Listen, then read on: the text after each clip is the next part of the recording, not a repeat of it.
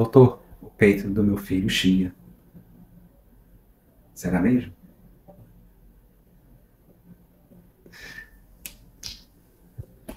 Então, pessoal, essa queixa é muito constante aqui no consultório. Sou alergista, tenho as duas especialidades, homeopatia e alergia. E essa é uma das principais queixas para quem tem um quadro de asma ou uma suspeita de um quadro de asma. Ou é um bebê chiador, que nós chamamos, que é a criança, o bebê que chia, que faz esse barulhinho. Mas por que eu perguntei, será que é isso mesmo? Algumas situações podem sugerir esse chiado no peito e não necessariamente ser a evidência de um quadro de asma, de broncoespasmo, de bronquite. Em algumas situações, como por exemplo uma sinusite ou um resfriado, onde há muita secreção, esse bloqueio dessa via respiratória superior pode levar a um quadro de chiado no peito.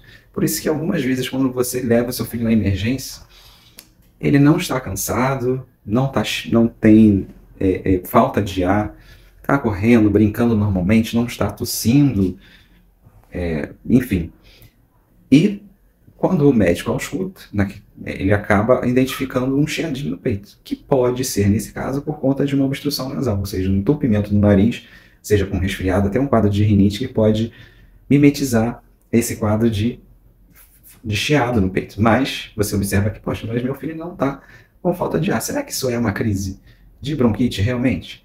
Claro que é importante você fazer um acompanhamento com o pediatra e, se for o caso, o pediatra encaminhar ou você quiser buscar um médico alergista para poder identificar se esse quadro realmente é de asma ou não.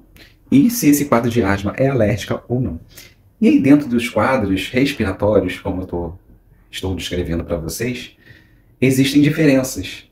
No próprio quadro de asma, por exemplo, quando você descreve, quando as pessoas descrevem, elas têm percepções sobre aquilo que está acontecendo com elas de forma diferente.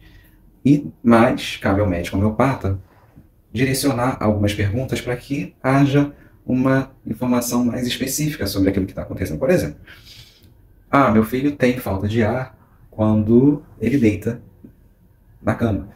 Quando ele deita no sofá, ele começa a tossir, ele começa a entrar no quadro de falta de ar.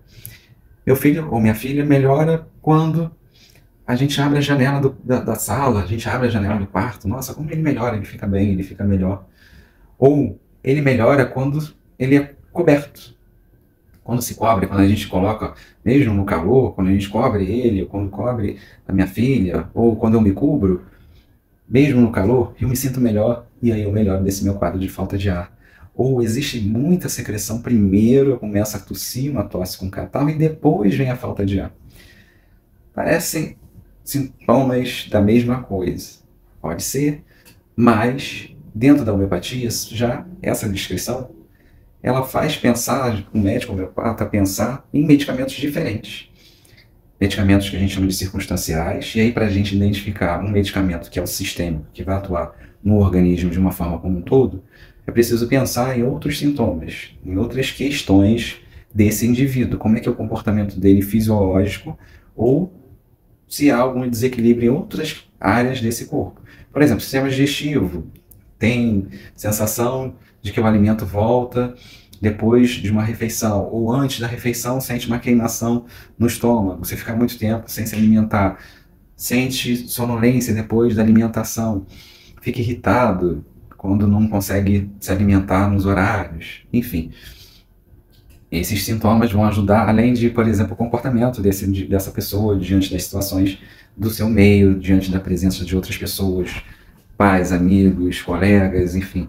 Como é que essa pessoa lida com as situações, isso tudo é importante para a escolha dos medicamentos homeopáticos, ou do medicamento sistêmico, na verdade, eu já estou falando do sistema como um todo. Como é que é o padrão de sono, se existe dor de cabeça, se existe alguma dor na barriga, dor abdominal, alguma queixa articular, dói a articulação, não dói, qualquer outro sintoma para que a gente possa, juntando todos esses sintomas, chegar ao mais próximo desse simílimo, que é o medicamento mais similar a essa totalidade sintomática que eu estou descrevendo, que vocês podem descrever dentro de uma consulta homeopática.